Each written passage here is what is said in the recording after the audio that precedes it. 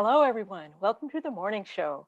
We're coming to you this morning on Channel 9 and also on WJOPLP Newburyport, FM 96.3. We're also live streaming on Port Media's YouTube channel at ncmhub.org.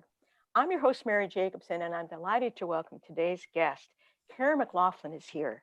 She's the executive director at the House of Seven Gables Settlement Association, where she provides leadership and directs policymaking, planning, organization, staffing, and operations. She's been at the Gables since 2013. Prior to that, she spent 20 years in the field of human resources, serving for several years as the president and CEO of the Survey Group, a compensation consulting firm. After leaving the Survey Group, she spent 4 years teaching math in the Salem and the Danvers public schools. She's a Salem native, and she got her BA from Wellesley. She got her MBA from Northeastern and her master's in education from Lesley University. So she's made a tour of the best universities in the area, and she's an all-around woman for all seasons. Kara, welcome, and thank you so much for taking time to visit the morning show. No, thank you for having me. I appreciate the opportunity. Oh, it's my pleasure. You know, I visited the House of the Seven Gables years ago, but when I visited, I had no idea about its fascinating history and origins as a settlement house until I learned about that from your board chair, board president, the wonderful Patricia Fayho, who was on the show last November to talk about the Salem-based nonprofit organization Voices Against Injustice in their annual Salem Award for Human Rights and Social Justice. So I've been looking forward to learning more about the house's history ever since. So I wonder, Kara, if you could start us off just by filling us in on the history of the house itself, the mansion, and a bit about its significance within Salem's history. Absolutely. But first, I have to echo your compliments on Patricia Fayho because she is amazing. She's our board chair, and I'm just so lucky to work with her as well as the rest of our board of trustees. They're a fabulous group of people. So as far as the House of the Seven Gables, first, it's more than just Salem's history. It's actually our nation's history. We are a 2-acre campus right on Salem's waterfront that was designated a National Historic Landmark District. And that's kind of, the creme de la creme of designations that indicate your history is authentic and important to the nation as a whole and not just a particular region. So that's one thing, but the house itself has so many layers of history and kind of an entry point for anybody. So as you hear more, you'll just realize stories about women, collections, artifacts, people, enslaved people, indentured servants, and of course the wealthy sea merchants and Nathaniel Hawthorne. But because there's so much, we try to kind of focus on 3 themes: fortune, fame, and philanthropy. Fortune, the house was built in 1668 by John Turner-Ingersoll, who was a wealthy sea merchant. And the house was very impressive, a mansion of its time. It's actually now one of the only timber framed mansions open to the public. So it's really a unique opportunity to be able to come visit it. So the Turners, John Turner the first, second, and third, earned their wealth and then lost it, but earned it in the transatlantic trade of the time. The house became famous in the 1800s after Nathaniel Hawthorne visited, and he was inspired to write his novel, The House of the Seven Gables, based on his visits to the house and his conversations with his cousin, Susanna Ingersoll, who lived there at the time. The philanthropy piece comes in the early 1900s when Caroline Emmerton, a Salem native who was born into a wealthy family and was very philanthropic, and part of what was called the settlement movement, a movement to help poor and mostly immigrant people in the city or cities around the country and world get acclimated to U.S. life. So she actually purchased the House of the Seven Gables as almost like a social enterprise, I'll say she's one of the earliest social entrepreneurs in the country. She saw an opportunity. She knew people wanted to visit the house, but she also needed an income generating way to fund her settlement work that she was already doing very close to the property. So when the house came on the market, she bought the house, She renovated it with the help of historic house architect Joseph Chandler, who also did like the Paul Revere House and many other historic homes. And then she opened it as a museum and used the proceeds from admissions and store sales and a tea room and a bed and breakfast, like all these different, she moved several houses to the site. So she used them all to raise money to fund her settlement work. Her settlement workers also lived in the house. Her settlement workers are really kind of the beginning of the social work movement, the earliest social workers in the country. And she, so they lived in the house, they gave the tours, but then they also helped the people living in the neighborhood. This was a very poor neighborhood at the time, mostly inhabited by immigrants coming from Eastern Europe, Poland, Russia, but also Syria. So that work is actually work we continue today.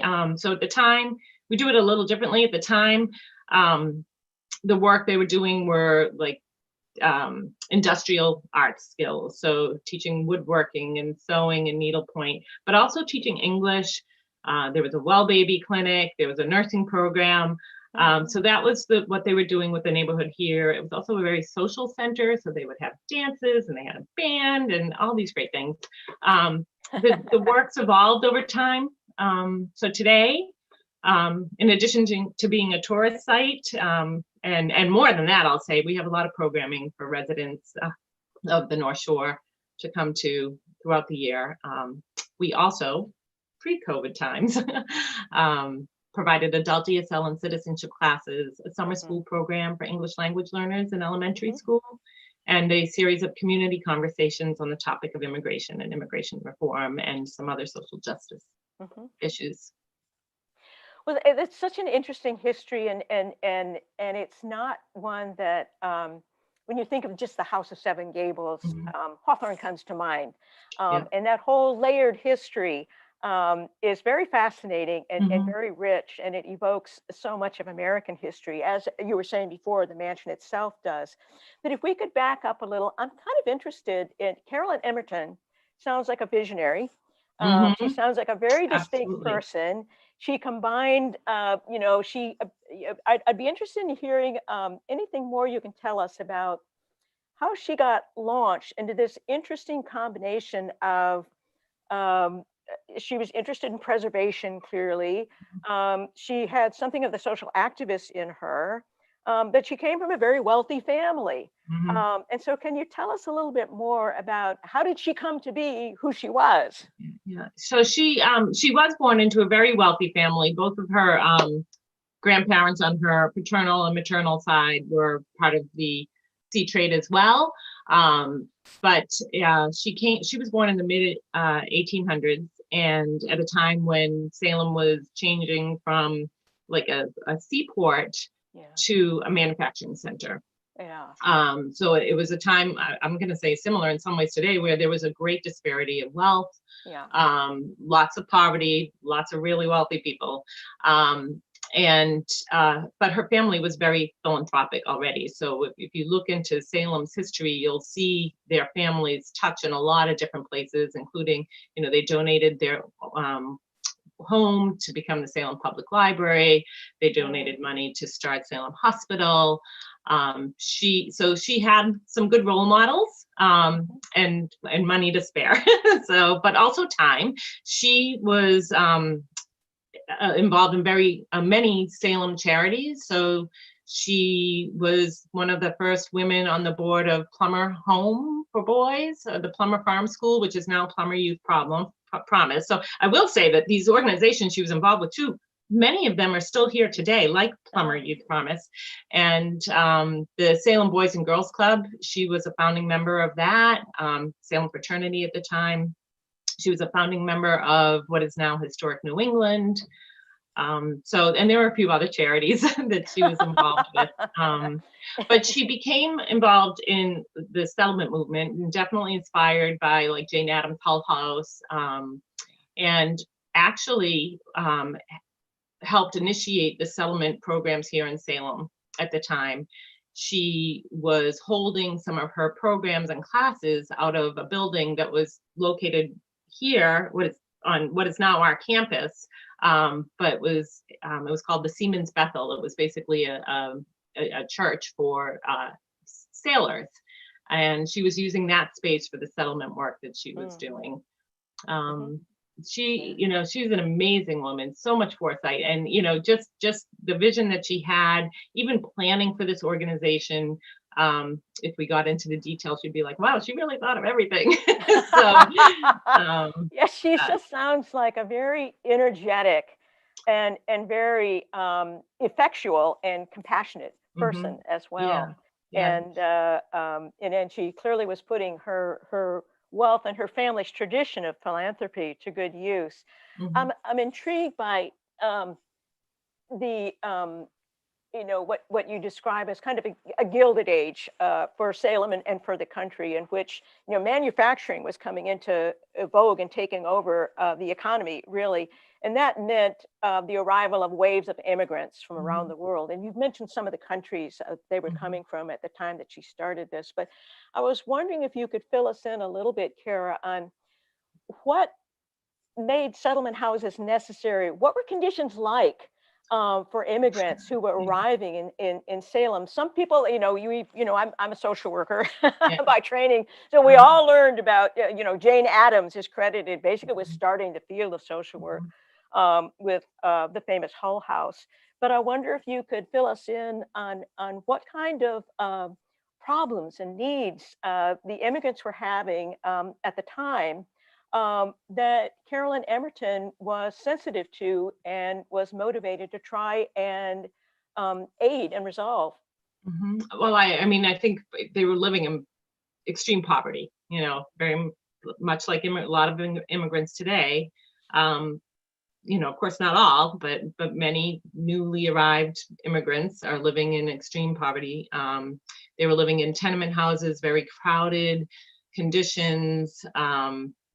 Hard to put food on the table. I would say that, you know, they did kind of go into little enclaves of neighborhoods. So here in Salem, you know, this neighborhood around the House of the Seven Gables was mostly, you would find mostly Polish and Eastern European. And then there was another neighborhood that was really Italian and, you know, a French Canadian one at the time.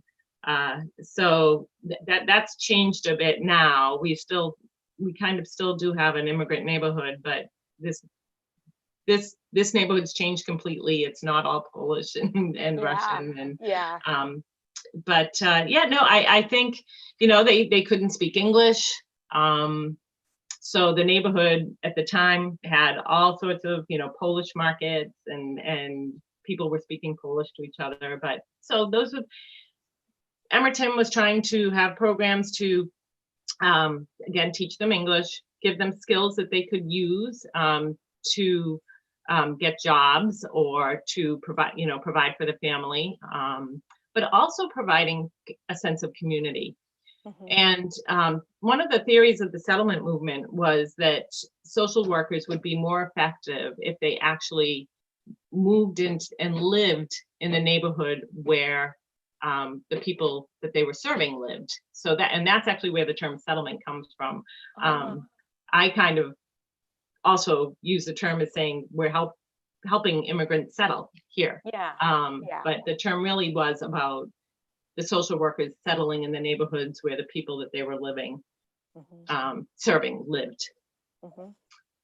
And that was true, as I recall what you were saying about the House of the Seven Gables in its initial incarnation as a settlement house that the staff would actually live on site.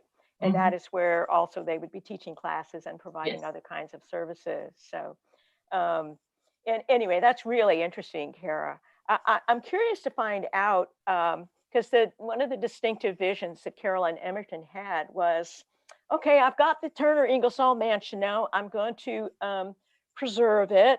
I want to start a settlement house, but let's link it to Hawthorne. So, you know, she had that vision too, that there was something, a convergence here of goods, you know, that there would be an income source. So I'm curious to find out about that stroke of, well, let's call it a stroke of genius on her part. how did she come up with the idea, and why did she think it would be helpful to link the restored Turner-Ingersoll mansion to Hawthorne's novel? Well, I think there were, there were a couple things that converged, I think. Part of the settlement movement was teaching American history. And so the preservation movement was connected in a way. So preserving the house to use it as a tool to teach about American history was one piece. But the Hawthorne piece, interestingly enough, so after the Ingersolls lived in the house and before Caroline Emmerton bought it, so over a span of say 20 years or so, there was one other family that lived there. It was the Upton family, and they were instructors of music and dance. But after the novel was written, people wanted to see the house, and the Uptons were actually the first family to start charging people to take them through. And they even, people started trying to take pieces of the house, like taking some wallpaper. And so they started even selling souvenirs, things like that. So that may have given her the idea. She also writes about a time when she was younger and kind of snuck into the house. So was intrigued by the house herself. So she already knew people were interested in it. And the House of the Seven Gables at the time was like on the bestseller list. It was really, really popular. Like Stephen King. So if you think, I think, the comparison I might make today is the intrigue with like, the castle and Harry Potter, just okay. But so I think that she needed more space for her settlement work. The house was literally right in front of her where she was holding her settlement work as it was. So I think she just saw this opportunity to do those things together. Well, it does seem like genius on her part. And apparently her vision has been validated. Well, I wanted to find out from you because I read that the House of Seven Gables began admitting the public officially in 1910, I think it was. So I don't know, Kara, do you have any data on approximately how many people have passed through the door since 1910? We don't have any official data. And I think it would be a really good project for somebody to undertake. Maybe we can get an intern or something to kind of do that research. But millions of people have come here, because since I've been here, our visitation has averaged over 100, between 100 and 110,000 a year. So, and even when I look back at some records from the 1990s, there were like almost 150 thousand a year coming. Wow. So, I don't know what the levels were in the, earlier time period in the early 1900s. I'm not quite sure how many, but millions have come through the house for sure. Yes. So Caroline Emmerton's vision has been validated. And presumably that has created a steady income stream to support the good works of the settlement house and their programs. I will say though, I think she was visionary and it was a brilliant idea, but I think she,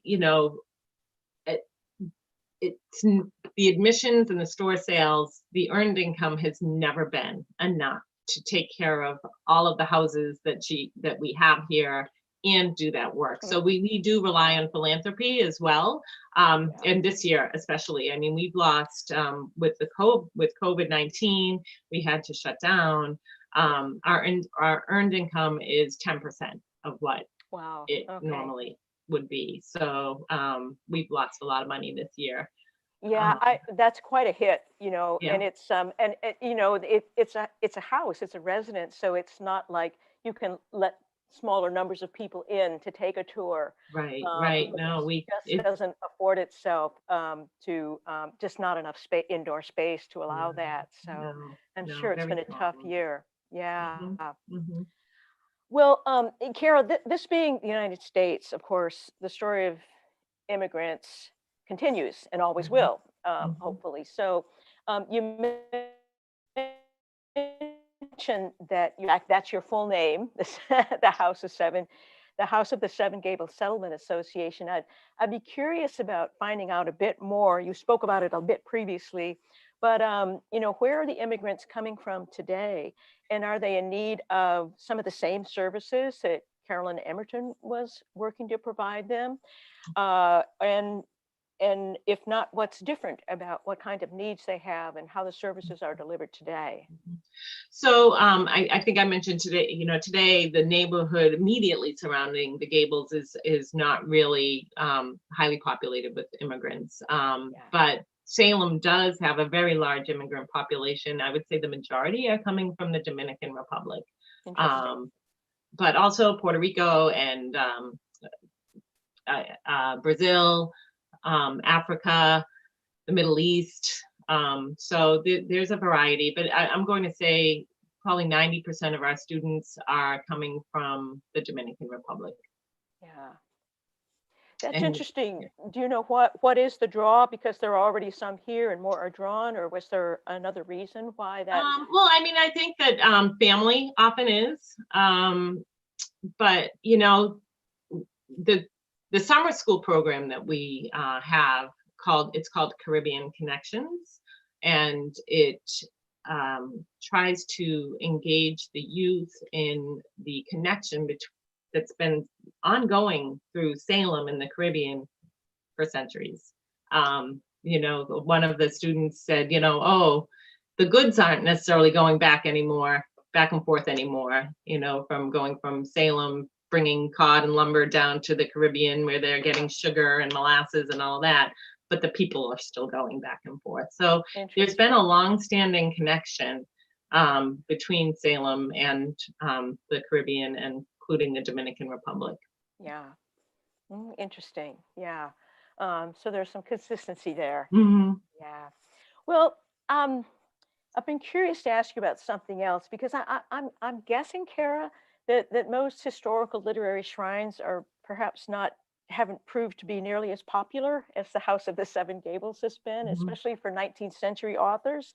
And I wonder if Emmerton's idea to combine a literary tourist attraction with the social work endeavor of the settlement houses, which benefits immigrants, whether that would have worked as well in places other than Salem, frankly. In other words, how closely do you think the success of Emmerton's vision is linked to the fact that Hawthorne's novel focused on the Salem witch trials, and people are and have been always extremely fascinated with the witch trials? You have the Witch Museum in Salem and many other certainly popular tourist attractions related to that distinct Salem history. So how closely how closely are these things linked, and do you think it would have worked somewhere else? There's some connection, but it's not huge. So the connection that I would say the House of the Seven Gables or our site has to the witchcraft trials is, number one, the house was actually standing during 1692 witchcraft trials, but there was nothing else, of significance occurred on this site related to those witchcraft trials. Hawthorne, however, I think it's his great-great-grandfather was Judge Hawthorne, named the hanging judge. So he was one of the judges in the witchcraft trials, never repented, and supposedly Nathaniel Hawthorne had some sense of guilt around this, and that supposedly influenced his writing. In the novel, The House of the Seven Gables, the kind of introductory section, it opens up during the witchcraft trials where a wealthy merchant wants this land that a simple man named Matthew Mall owns, but Judge Pynchon, he wants this land, but Matthew Mall won't sell it to him. So he accuses Matthew Mall of witchcraft, and Matthew Mall then is of course found guilty. And when he's about to be hanged, finds Colonel Pynchon in the crowd and says, God will give you blood to drink, and basically curses the family for generations to come. And then the story, flashes forward a couple of generations to a now destitute descendant of the Pynchon family. But so that's really the kind of only connection to the witchcraft trials that our site has. I would say, over time, visitation at the Gables and our connection to Salem's tourist industry, I would say we were probably a major draw. The House of the Seven Gables was bringing people to Salem. And I think that's still true to a certain extent. We are definitely on people's bucket lists. But the witchcraft trials have also become a major fascination. And they were back in the late 1800s, early 1900s, when people actually started having the leisure time to become tourists. They were coming to Salem for the trials too, but I would say the House of the Seven Gables might have been higher on the list. Today, the trials might be higher on the list, and people that may not know about the House of the Seven Gables, once they get here and they look on TripAdvisor, what should I do in Salem? We pop up to the top of the list with our certificate of excellence for the experience that we offer our visitors. Yeah, sure. So it may have evolved over time to be less of a factor, but I've got to think that some of the people sneaking in and trying to take a memento away, as you described early on. Also, Kara, the look of the house too. Yes. Yeah. No, go ahead and say more about. No, I mean the dark brown, almost black house. Some people think that was somehow a sign that a house was involved in witchcraft trials, but it really is just the houses are painted that way to make them appear how they would have looked, because they, I think, would have been oiled and that appeared dark. So it does look like it might be connected to the witchcraft trials to some people.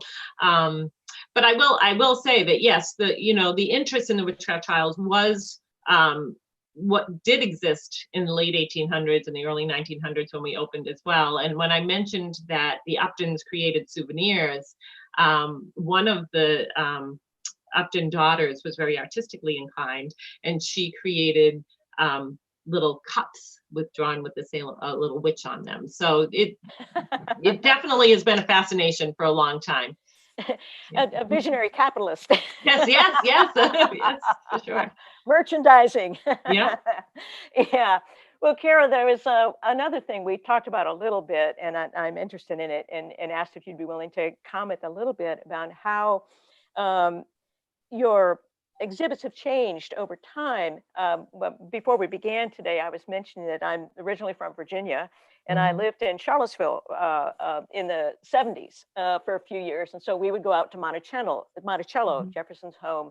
And it was easy to take tours. They weren't as popular then as they are now. And there was nothing on those tours about slavery. Nothing at all. It was, almost completely absent. But I had occasion to go to Monticello about 3 years ago when I was revisiting Charlottesville, and it was dramatically changed. They had, they made the slave quarters were a significant part of the tour. They talked about the names and the identities and the life stories of the people who had been enslaved at Monticello. And so I know that that this continual challenge with historic sites where there is this history that may previously not have been attended to. So could you talk a little bit about some of the challenges of restoring that history, especially at a house, it's the House of Seven Gables now, but it's been there since 1668. So how have you dealt with that challenge at the House of the Seven Gables? So we try to share as much of the story as we can about the people that lived and worked in the House of the Seven Gables. And I think one of the biggest challenges is there's not a lot of written information about the lives of the indentured servants or the enslaved people, but there is a little bit of evidence that we've found. So we do know that at least 5 enslaved people lived in the House of the Seven Gables: Rebecca, Titus, Louis, Phyllis, and Jane. There may have been more, but those are the ones that we know. We know that one was baptized in a local church. We know that if there was an announcement of a marriage that was intended between two of them. We know one was buried, Titus was buried at the almshouse. We know that two were supposedly given their freedom in the inventory of John Turner III. So, we try to gather the pieces, and we also rely on kind of scholarship around how enslaved people in the North lived, and we kind of make some assumptions possibly, or ideas around people. So, today when you visit the House of the Seven Gables and you come into the kitchen, we're going to talk about not just the architecture and this, the sea trade in there, but we're going to talk about how this might have been where one of the enslaved people slept, because here in the North, enslaved people often slept close to the places that their duties were. They may also have slept either in the great chamber where the owner was sleeping, or perhaps right outside the door. So we have a pallet there to talk about that. We also talk about the indentured servants in Joan Sullivan, because we do have some written documentation. So there's information on probate inventories, on ship's logs. We have a log of an enslaved boy coming for John Turner. So as we find more information, we try to weave it into our stories. We do also when you mentioned the changing exhibits, inside the House of the Seven Gables, the exhibit itself, the things that we're showing in the house, it's pretty static. We might change out some collection pieces here and there. We did just go through a whole interpretive planning process, so things are different than when you came, whether it was a few years ago or even people that came 2 years ago will experience something different. But we try to have rotating exhibits or public programming on our website. If you go right now, we have several, I think 4 exhibits that we would hold in our visitor center up there for people to see. And there is one on life and labor at the House of the Seven Gables, if people want to learn more about that. There's also one about Caroline Emmerton. Oh, excellent. That's good to know. Yeah. Well, that kind of leads into 2 more questions that I had as we finish up. One is, how can viewers or listeners learn more about and hopefully support the Settlement Association programs that you still run today? Oh, thank you so much for asking that. One of the best ways to support us is to visit. That was Caroline Emmerton's vision. So come.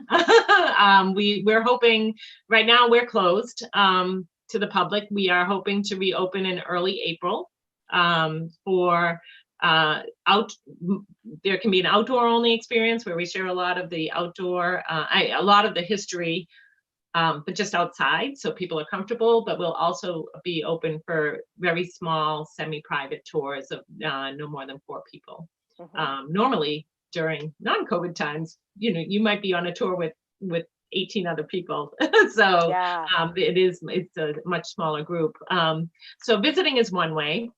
Our website is a wealth of information. There is so much there. I really encourage you to visit it. It's the number 7gables.org. There's a section on the settlement movement. There are the interactive exhibits, including the 2 I mentioned already, as well as, one on the history of the site as a tourist site. And, oh gosh, I'm forgetting. Oh, how could I forget? But basically, how we know what we know about the House of the Seven Gables, these walls we talk. So talks about how do we learn about the enslaved people? How do we know how old the house is? The science behind it, the paint analysis, so if you're into, it's just figuring out or learning how we learned what we do and how, so that we can be confident in the stories that we're sharing. So like the how-to of history and preservation. It sounds fascinating. It just wonderful. It is a terrific website, by the way. Yeah, we also, I'm sorry, but we were very fortunate last year to have received a grant from the National Endowment for the Humanities to go through our archives and organize them, inventory them, and digitize a lot of them. And that it will be a never-ending project, but we got so much work done, and a lot of those archives are digitized and now on our website as well. So you can see Caroline Emmerton's some handwritten documents from her, and they're transcribed as well. So if you can't read her writing, you can see some letters from Hawthorne. You can see the sheet music that the Uptons wrote for their musical, The House of the Seven Gables. Just there's information on the our images from the settlement house movement, or artwork from students. There's video footage of Nathaniel Hawthorne's birthplace being moved to the site, of Turner Hall. This one's kind of sad, but Turner Hall being torn down. So there's just so much on our website. So it's a great way to learn. We also have a store that is wonderful. Lots of books in there. I grabbed a couple of them that I just had on my bookshelf right here. They're really, they're quick, easy reads, but this one here is on Caroline Emmerton. This was accompanied the exhibit that I mentioned on Unbounded Vision. And this one, A Gracious Host, Visiting the Gables Through the Years, is the one about how we evolved as a tourist attraction. A lot of ways to learn. But also, as I mentioned earlier, if you want to support us, we very much need the support. You can do it through our website. You can always send a check. Checks, credit cards, accepted. Yeah, absolutely. But there is a donate now right there on the website, front page of the website. There you go. Every nonprofit website needs one. Yeah. It just sounds like so many layers of history and culture and social activism in one restored Turner-Ingersoll mansion, the House of Seven Gables. I can't wait to come again because it will be an enriched visit this time. Well, Kara, thank you so much. It's just been fascinating and wonderful to learn so much about the House of Seven Gables and Caroline Emmerton and its whole history.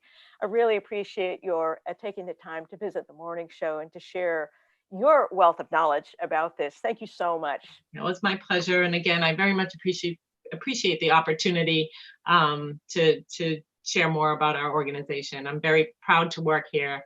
I can understand why. My pleasure. It strikes me, I was figuring and hoping, given what we've all been hearing about vaccines and COVID, that around April would be a target date for being able to open, at least to a certain extent.